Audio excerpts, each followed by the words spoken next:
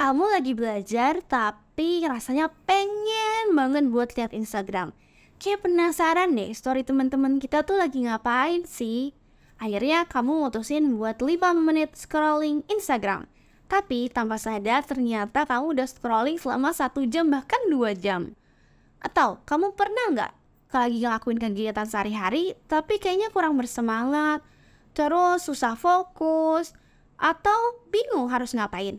Sebenarnya sih tahu harus ngapain, tapi ujung-ujungnya malah nggak dilakuin dan malah buka sosmed lagi, main game lagi, atau makan lagi, dan makan lagi. Kalau kamu pernah ngalamin hal itu, kemungkinan kamu butuh yang namanya dopamine detox, aka rebalancing our lifestyle. Nah, dalam video ini kita bakal bahas 2 hal. Yang pertama, yaitu apa itu dopamin dan bagaimana cara kerjanya dalam sistem reward otak kita. Yang kedua, yaitu apa itu dopamine detox dan bagaimana untuk melakukannya. Jadi, apa itu dopamin? Dopamin adalah neurotransmitter yang berperan penting dalam sistem kesenangan, motivasi, dan juga reward dalam otak kita. Dopamin dilepaskan saat kita merasakan bahagia.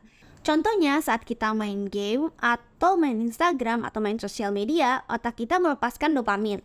Maka dari itu, otak kita belajar nih, kalau main game dan juga main sosial media itu seru dan menyenangkan.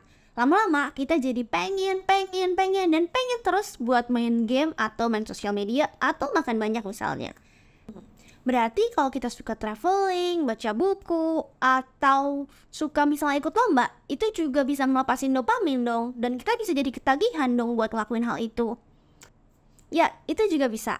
Tapi bedanya kalau misalnya traveling, baca buku, misalnya ikut lomba, atau belajar hal baru, itu memberikan kesenangan jangka panjang. Sedangkan kalau kita main sosial media, main game, atau makan coklat yang banyak, itu memberikan kesenangan jangka pendek. Tapi kamu tahu nggak kalau otak kita itu pinter banget? Jadi maunya ngelakuin kegiatan yang paling gampang plus membahagiakan, aka buka sosmed atau main video game, atau kegiatan yang memberikan kesenangan jangka pendek. Nah, kalau misalnya kita keseringan nih memberikan tubuh kita kesenangan jangka pendek, kita malah jadi pengen yang cepet-cepet terus. Kita jadi pengen semua hal jadi instan. Nah, ini bisa jadi bahaya. Kenapa? Karena otak kita punya yang namanya tolerance. Jadi misalnya pertama kali kamu buka Instagram selama 5 menit itu udah ngerasa cukup. Kamu udah tahu nih kabar teman-teman terdekat kamu. Jadi ya udah. Tapi ternyata kamu ngelakuin buka Instagram terus-menerus setiap hari. Nah, lama-lama 30 menit nih scrolling Instagram rasanya nggak cukup dan tidak memberikan hal yang membahagiakan lagi. Jadi kamu naikin lagi selama 40 menit.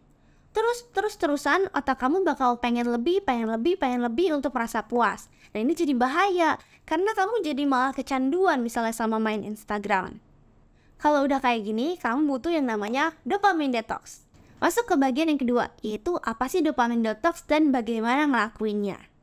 Dopamine detox bukan berarti no dopamine at all. Nggak bisa. Kenapa? Karena kita tuh butuh dopamin. Selain bekerja di sistem reward, dopamin juga bekerja di sistem movement kita. Kita bergerak, itu juga ada peran dari si dopamin ini. Makanya nggak bisa dopaminnya jadi nol. Tapi setelah aku baca dari banyak sumber dan ngelihat apa yang orang-orang lakuin untuk melakukan dopamine detox, aku punya kesimpulan kalau dopamine detox adalah langkah kita melimitasi kegiatan-kegiatan yang mendistraksi dan memberikan kesenangan jangka pendek yang mengganggu tujuan jangka panjang kita. Kayak misalnya main sosmed padahal udah ada deadline yang di depan mata. Terus gimana sih caranya dopamine detox? Aku punya 3 plus 1 cara. Yang pertama adalah knowing. Jadi kamu harus tahu dulu nih, apa sih kegiatan yang mendistraksi dan juga memberikan kesenangan jangka pendek sama hidup kita. Ada yang mungkin main sosial media, ada yang mungkin main game, ada yang mungkin makan banyak, atau ada juga yang mungkin nonton video porno.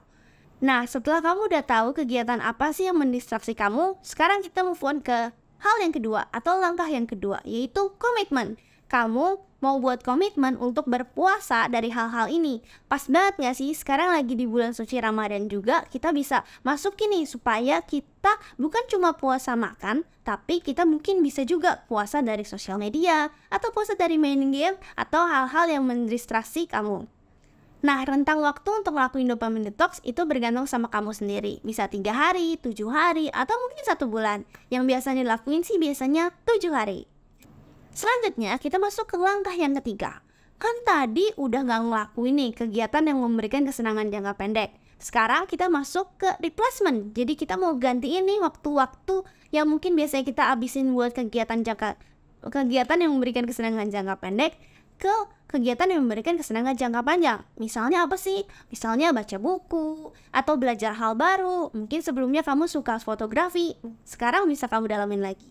Atau kamu mungkin bisa juga olahraga atau meditasi, atau kamu bisa jalan-jalan keluar. Kamu bisa pilih mana yang paling kamu butuhin atau yang paling mudah kamu lakuin. Masuk ke tips yang keempat, yaitu just do it, kayak motonya naik. Karena percuma kalau cuma jadi knowledge tapi nggak dilakuin. Jadi yuk coba lakuin. Nah, kalau teman-teman ada yang udah ngelakuin dopamine detox dan mau sharing nih di komen di bawah gimana sih pengalamannya, atau apa sih yang bikin susah banget ngelakuinnya, boleh ya sharing di bawah. Nggak kerasa kita udah masuk ke kesimpulan.